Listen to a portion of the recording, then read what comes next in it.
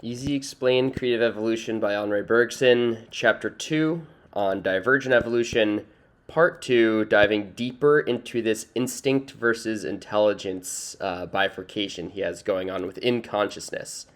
So we're going to start by looking at the two types of knowledge.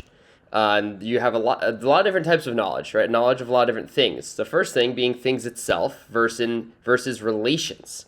So when you have a knowledge of things, that's going to be instinctual for Bergson. When you have knowledge of relationships between those things, that takes the intellect. So here he says that whatever in instinct and intelligence is innate knowledge bears in the first case on things and the second case on relations, right? Relations is of a higher order of consciousness and intelligence. Moving on to another aspect of consciousness that's between matter and form. So here Bergson says that intelligence, insofar as it is innate, is the knowledge of a form. Instinct implies the knowledge of a matter, right? So intelligence is where we really start to be able to create forms, identify forms. Instinct is, just a matter of a fact, kind of more basic knowledge. Moving on to categorical versus hypothetical knowledge and how that divides between instinct and intelligence. Bergson says, in short, the first kind of knowledge, the instinctive, would be formulated in what philosophers call categorical propositions, while the second kind, the intellectual, would always be expressed hypothetically, right? So we see some Kantian language here going back to the categorical imperative, but here for Bergson, right, the higher order, the second kind of intelligence, hypothetical, right? You kind of have this more philosophical wandering, scientific thought. Definitely have a higher order here.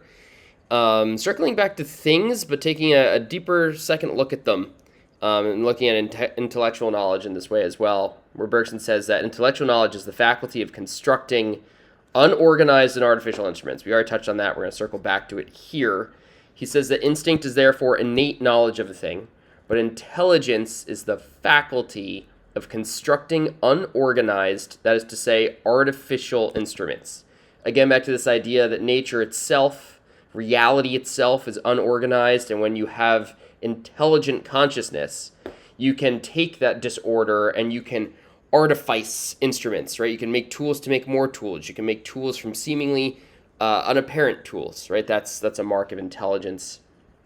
And you can make relations where there don't seem to be any. So here Bergson says that the essential function of intelligence is therefore to see the way out of a difficulty in any circumstances whatsoever. Creativity, right? To find what is most suitable, what answers best the question asked.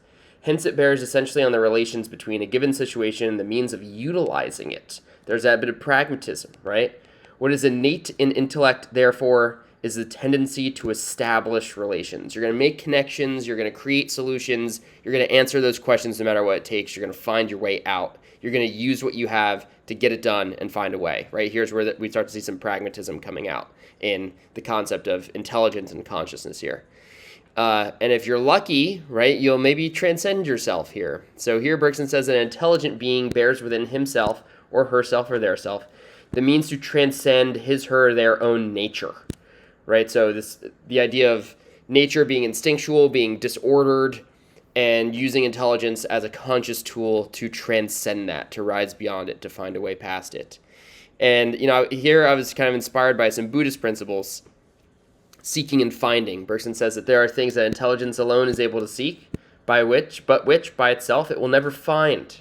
These things instinct alone could find, but it will never seek them, right? We kind of have this very interesting, almost Buddhist paradox. It's almost like a kind of a parable or a riddle. You need both, right? You need both aspects of your consciousness, really, especially to be human at least and live successfully. So what does that mean, right? What is life in terms of all this? Bergson would say that the intellect is characterized by the natural inability to comprehend life. Don't overthink it, just accept it, lean into your instincts sometimes, you'll be better off.